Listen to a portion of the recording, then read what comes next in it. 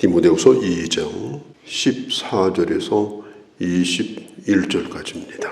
교회를 어지럽히는 거짓 교사들, 또 잘못된 신앙사상을 퍼뜨리는 사람들, 또 추한 말과 세속적인 말로 성도들을 더럽히는 사람들, 이런 사람들에 대하여 사도 바울이 특별히 경고하고 있는 말씀, 그런 사람들 가운데 어떻게 신앙생활을 잘 할 수 있고 하나님의 일을 잘 감당할 수 있는 사람이 될까? 오늘 그것을 성경이 말하고 있습니다. 첫 마디가 뭐냐면 말다툼을 하지 말라. 다툼이 왜 생기는 겁니까? 서로 의견이 달라서 다툼이 생깁니다. 의견이 다르기 때문에 회의를 하는 겁니다.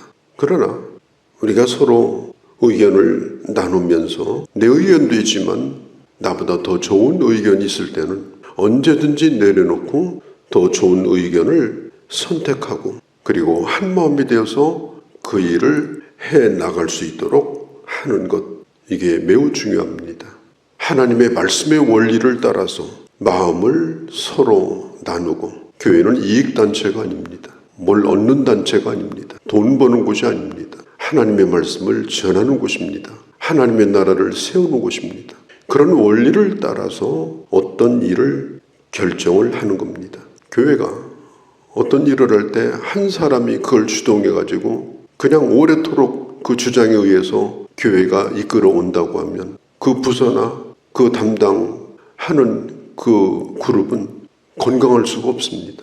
그리고 부흥도 안 됩니다. 발전적이지도 않습니다. 사람들은 각자 다 주님을 사랑하고 또 나름대로 좋은 의견들을 다 가지고 있기 때문에 충분히 들어보고 언제나 더 좋은 의견, 그리고 하나님의 말씀에 합당한 그런 의견들을 모으는 것, 서로 의논하는 거예요. 또 교회는 뭘 하든지 선교회라는 말을 붙입니다. 여선교회, 남선교회, 무슨 운동 축구 선교회, 의료 선교회. 그러면 그 선교회는 어떤 의견을 나눌 때는 언제나 주제가 뭐겠습니까? 어떻게 하면 선교를 잘 하나? 어떻게 하면 하나님의 복음에 유익이 될 수 있는가? 그것을 의논하는 것이 바로 그 선교회가 모여서 회의를 하는 목적입니다. 믿음이 약한 사람들이 거기에 와서 그런 걸 배웁니다. 교회가 이런 일을 하는 곳이구나. 또 이런 방법으로 교회가 참 은혜롭게 일을 하는 곳이구나. 그러면서 그 교회에 머물면서 훌륭한 일꾼들이 자라나고 세워져 가는 그런 곳이 바로 교회가 되어야 하는 곳입니다.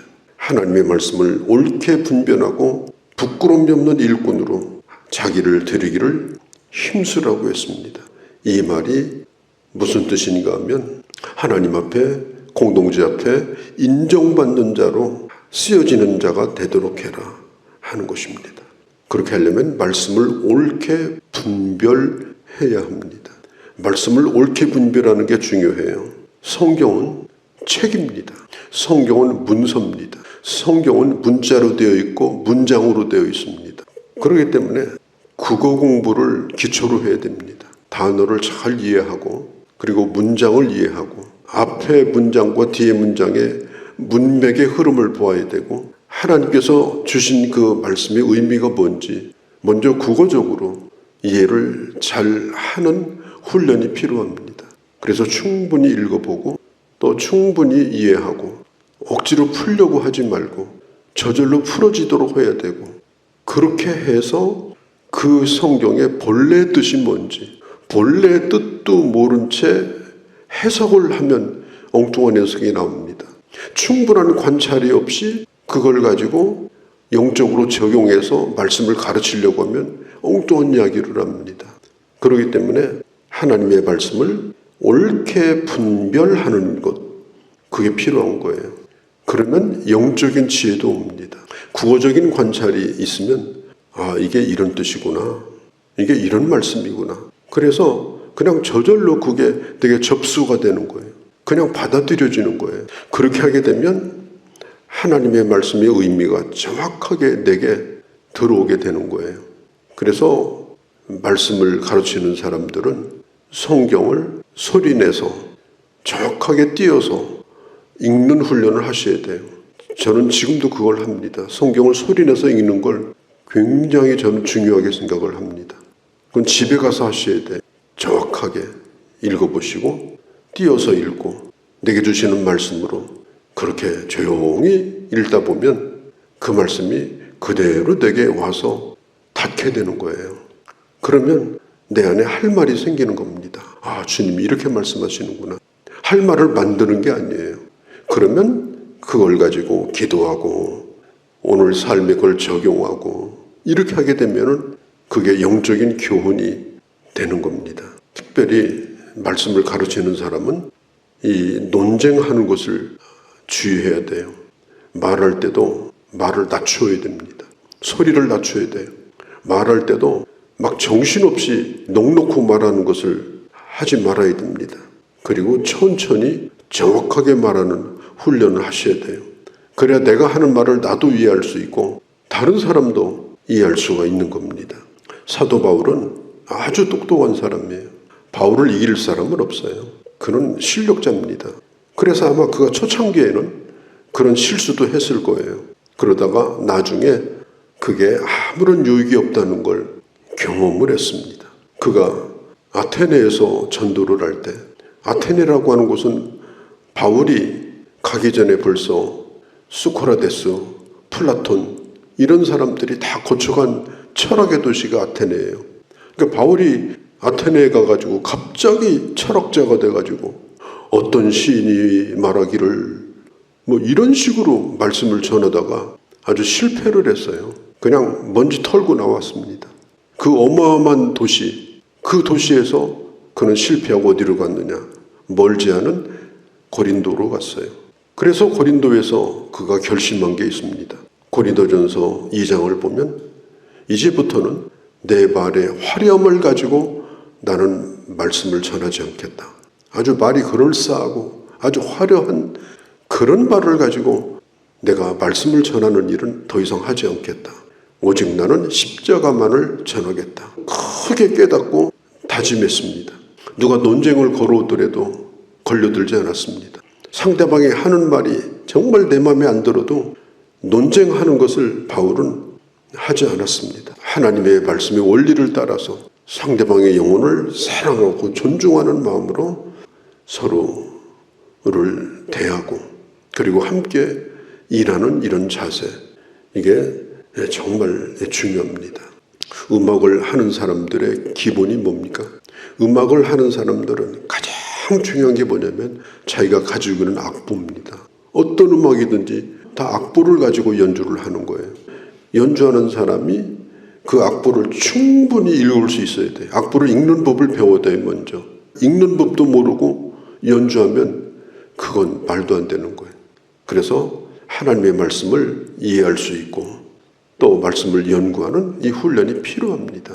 그 작곡자가 마음에 품었던 생각, 숨소리까지 전부 그 악보에서 찾아내가지고 거기에 자기의 실력을 실어서 마음을 실어서 연주해야 사람들에게 감동을 주는 연주가 되는 거예요. 하나님의 말씀을 가르치는 사람들은 그런 노력이 필요합니다. 이런 일꾼이 되도록 드리기를 힘쓰라 그랬어요. 한 사람이 참 중요합니다. 교회에서는 그 구역을 이끌어가는 사람, 그 소그룹을 이끌어가는 사람, 그 선교회를 이끌어가는 사람이 중요한 거예요. 회사에서도 한 사람 쓸 때 얼마나 신경 씁니까? 어마어마한 대기업에 수만 명 직원이 있어도 사람 하나 뽑을 때는 회사 중역들이 나와가지고요, 전부 다 보고 면접받습니다. 일용직 하나 뽑을 때도요, 하루 쓰는 일용직 뽑을 때도 그 사장이 다 보고서 뽑아요. 왜냐? 한 사람이 망하게 하는 거예요. 교회도 마찬가지입니다. 한 사람이 중요한 겁니다. 우리는 우리 자신이 하나님 앞에 쓰여지기에 합당한 사람이 되도록 해야 됩니다. 감독이 선수를 쓸 때 뛰는 그 주전에 들어가는 게 선수들은 영광이에요. 그 운동 경기장에 들어가는 사람은 한정돼 있어요. 그러면 감독이 생각을 많이 합니다. 어떤 선수를 집어넣을까? 답이 나와요. 오늘 컨디션이 제일 좋은 선수입니다. 어제 잘 뛴 선수가 아니에요. 한 달 전에 잘한 선수가 아니에요. 하나님도 마찬가지예요. 날마다 자기 자신을 하나님 앞에 드리기를 힘쓰며 영적으로 건강하고 영적으로 균형이 잡혀 있고 영적으로 안정이 되어 있고 영적으로 풍성하고 그런 사람을 쓰시는 거예요. 어제 잘했던 사람이 아니에요. 지금 영적으로 좋은 상태를 유지하고 있는 그 사람을 주전으로 세우는 겁니다. 관람객은 몸이 아프면 감기약 먹고 자면 돼요. 그런데 선수는 감기약 먹고 자면 그 게임에서 빠져나가는 거예요. 그래서 자기 관리가 철저하게 필요한 겁니다. 앞에서 하나님의 일을 하는 사람은 말 한마디도 행동도 자기 관리가 필요한 거예요. 망령되고 헛된 말 16절에 보면 그것은 마치 악성 종양과 같다. 애들도요. 좋은 얘기는 100번 해도 안 들어요. 영양가가 없어요. 그런데 나쁜 얘기는 어디서 듣고 오면 그냥 하루 만에 부패가 돼버려요. 나쁜 얘기는 악성 종양과 같아요.